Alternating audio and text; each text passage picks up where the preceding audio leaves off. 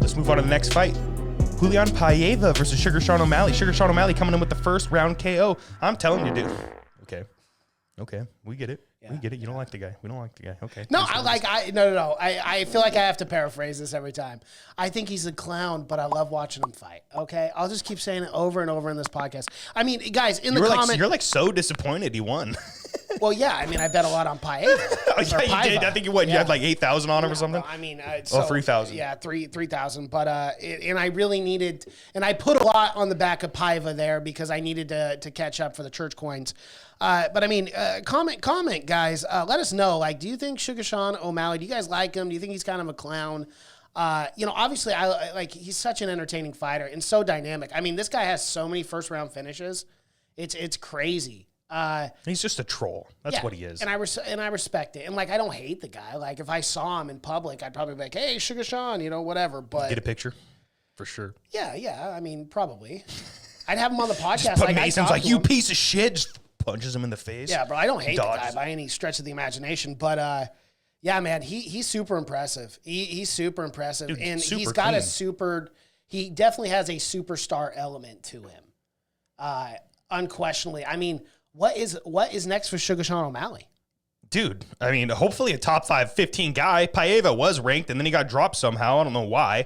I think because some things happened here in this bantamweight division. They moved some people up, and some other people moved down. But, it is what it is. I like Suga Sean as well. I don't like his antics. Sometimes he trolls a little bit too hard. It was the Cheeto Vera thing, man. When he's sitting there saying, this guy sucks. I'm a way better fighter than him. This guy's just a journeyman. He got lucky. I didn't lose that fight.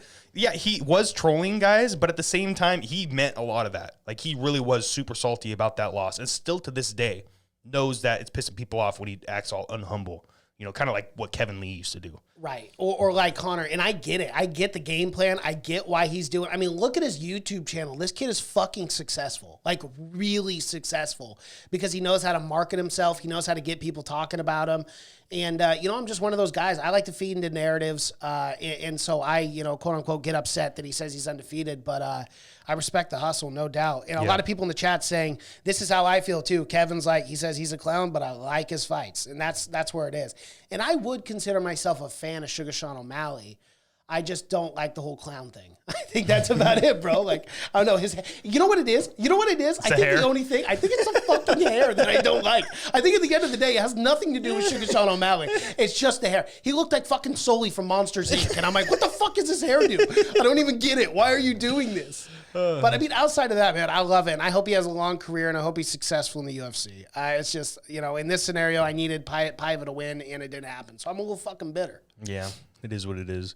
But I like Suga Sean a lot. And let's just talk about his skills, dude, because his technical striking ability is one of the best in this division right now, I would say. His kickboxing is insane. The way he switches stances, the way he's so smooth. That jab is fantastic. Those straights, the way even DC said it. He'd smack him with that jab, and then he'd lull the fire forward where it sets him up for that perfect 1-2. Dude, and he's got serious power behind his hands, too, at 135. People love the shit on this guy, but I'm telling you, he's a legitimate threat. He's a real contender in this division. He could beat a lot of these guys in the top 15, I believe.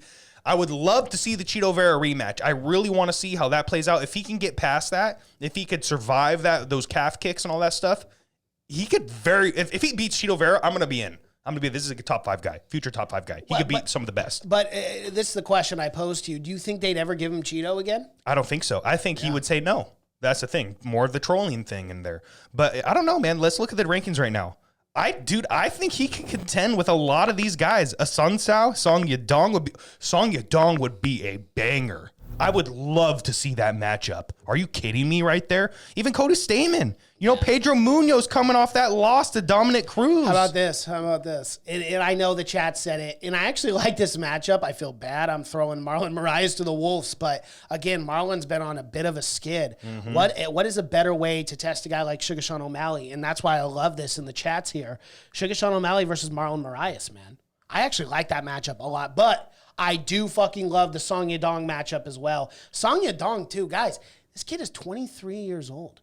He's 23 years old, and he looks as good as he does. But to go back to Suga Sean O'Malley, you are absolutely right, dude. This guy's light as a feather. His footwork is some of the best footwork I think I've seen in a very long time. Yeah, it's fantastic. Yeah. It's super smooth. It lulls fighters, and they get almost like it's like that first Rose Namajunas Zhang Weili fight.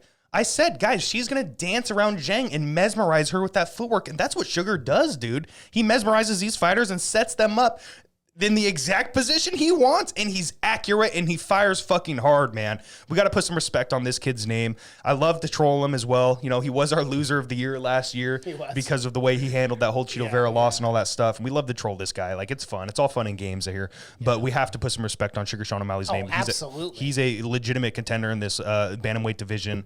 Aunt W told you guys Sean would be too big for Paiva. Anyone that would weigh in at 125 isn't beating Sean. Agreed. Sugar Sean's going to be at 145 one day. It's only a matter of time. He's just going to keep getting bigger. He's going to keep growing into his body. And when he's in his prime, don't be shocked if he's also a legitimate 145 contender because the striking is that good. Will the power translate? I don't know. There's a lot of guys who are killing themselves at 145, and I'd love to see the future there. But I think he, without a doubt, he's probably going to try and win the belt here at 135 first before we ever even entertain 145. Oh, absolutely. But I think that's a very realistic take there of him eventually one day moving up to 145, especially the trajectory of his career right now. You know, obviously slow playing it, taking his time, getting these wins, building his fan base, and building all this hype surrounding him.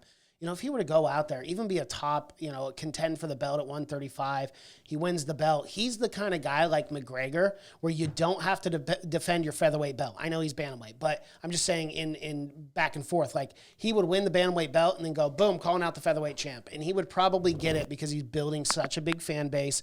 And you know the UFC is all money. And if that fight looked good on paper and it was going to sell with people, they would definitely do that. Mm-hmm, absolutely. Absolutely. Devin, did someone say do Sugar versus Frankie? I saw you in the chat. You said Frankie's done, bro. Did someone say that? Oh, Ignorant did. Yeah, they said do either him and Frankie or him and Marlon Moraes. Yeah, and I was like, just do Marlon. Yeah, please. I don't want to see Frankie get finished by Sugar, man, because that's probably what would happen. Yeah. Ignorant MMA, Pedro Munoz after loss be good too. Agreed. Kevin, Sean reminds me of Johnny T of WarioWare. I don't know. Jimmy T. You know Jimmy T of WarioWare? I've never heard of that. Johnny T? No, I have no idea. Yeah, Jimmy I've never heard of T? that. No, that's a reference I don't quite get, Kevin, but thank you for that. Aunt W, the first ranked guy they will give Sean will be someone from the UFC that the UFC feels he has a 99% chance of knocking out. Yeah. I wouldn't be shocked.